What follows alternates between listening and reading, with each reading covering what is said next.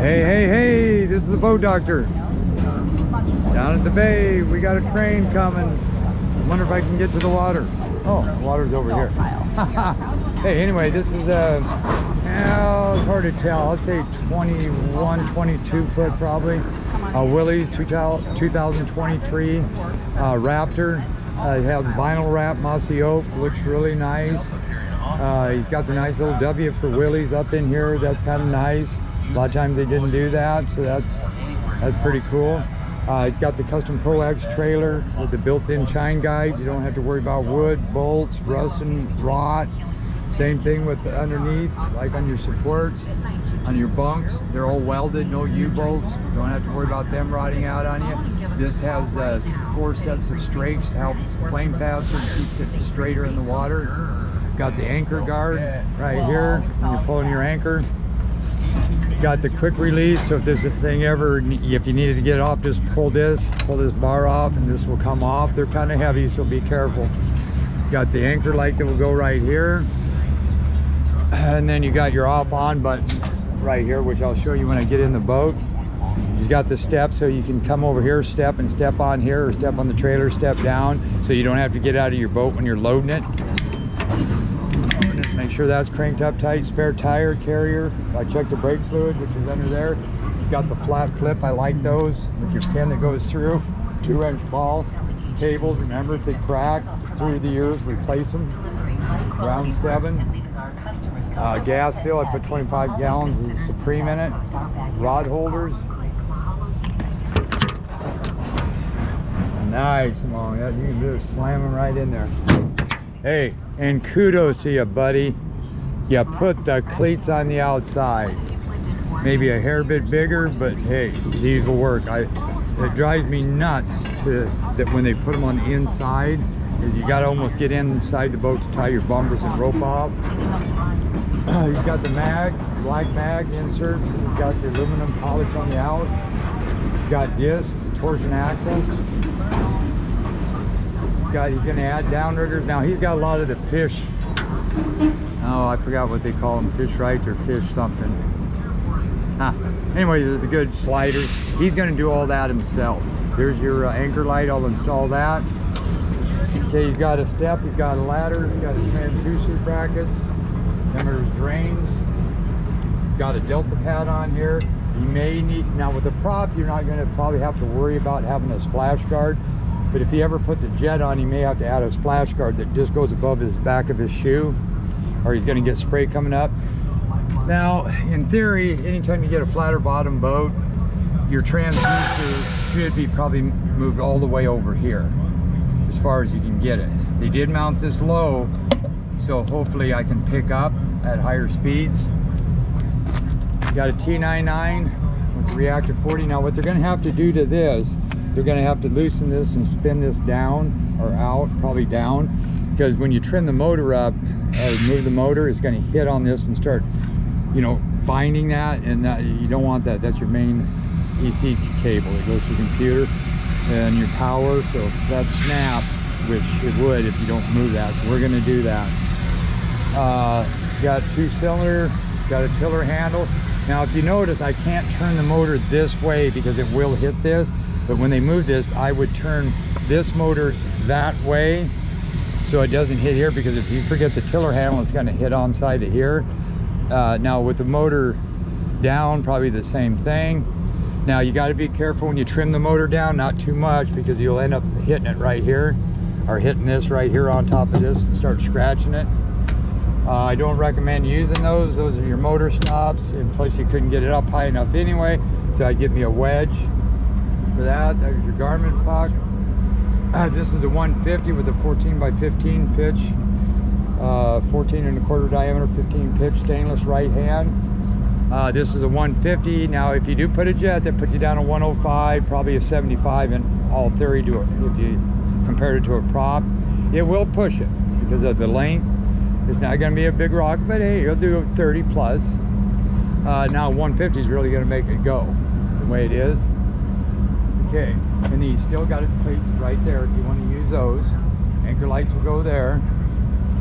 These are total saltwater protected, and he looks like he put a This is like a 30-inch shaft motor here, because it's 25 would be a jet and 30 would be the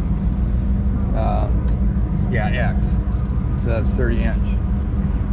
I like that load. So okay, trailer, it's up to you. You may see that little Teflon strip there. You may want to add a piece to underneath that because it sits pretty low, or make sure when you hook up, get your ball or your hitch and drop it so you got more of the boat going down this way instead of like this.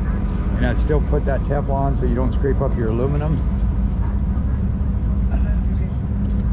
Boat looks really nice.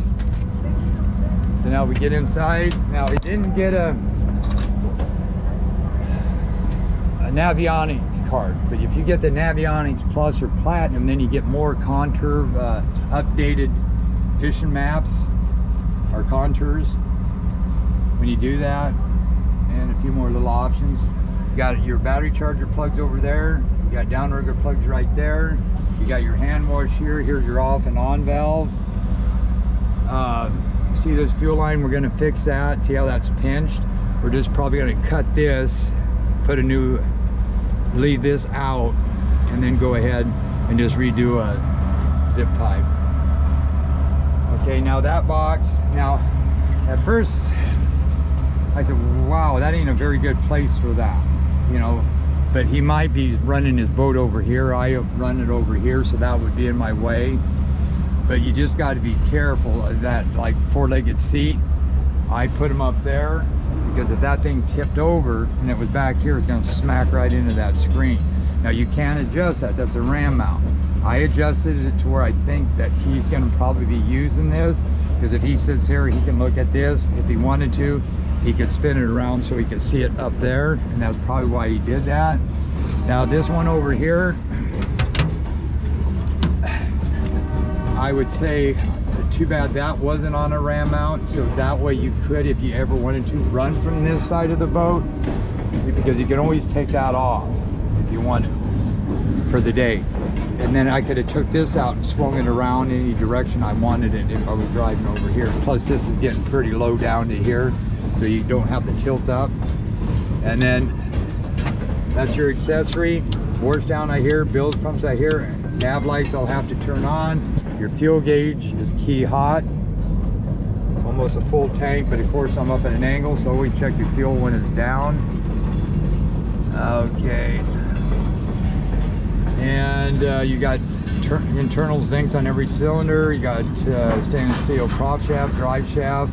You got your trim here, you got your shift here, you got your tensioner here for your throttle, you got your tension for your steering there. So you just, right now you got to keep the motors like this, and when this is down, this will miss this. So again, you can push that over if you want, like say, but it's kind of makes your tiller kind of useless because you're going to be sitting right on top of that. So right now is about the perfect way that I see. I got your two remotes, so guys in the back, just make sure you did really good today, but make sure I get all chipped, you know, like Navionics cards and the remotes, because if I get out here I need to calibrate that Garmin. So then you go over here, you got your battery. I already pumped the primer bulbs, your ECU for your autopilot, battery switch, two batteries over there, your wash down pump, drains, and put this back up there. Real nice setup actually. So I'll move that seat back down there when I get ready to use it. You still, ooh, nah, I forgot to do that, damn it.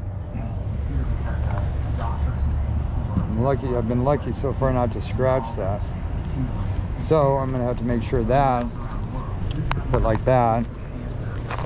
Make sure I put that there and zip up my pocket. Now, you just got a little fish box there. Little fish box there.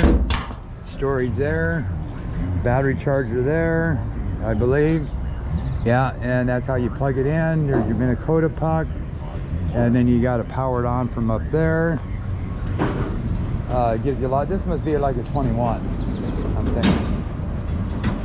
If I had a top, I'd be bound, I'd be sitting here. Canvas, yeah, 21, 22. So now I got to set this all up, set that one all up, calibrate your autopilot, do your bow mount. So it's going to take me a while. A real nice setup, just some minor little fixes, like I say. So right now I think I got that figured out. Even if you were to run the tiller, you could run it from here no problem without the handle hidden. So anyway, there's reasons for everything. Everybody's different. So anyway, I'm gonna head to the water. Looks like a nice day. Good day to calibrate it. So I might do that first, since I don't have a lot of current. Okay, this is a Boat Doctor, 2122 Willies with a 150 prop. And you'll probably use that prop a lot. You don't need a jet in here. Okay, Boat Doctor out.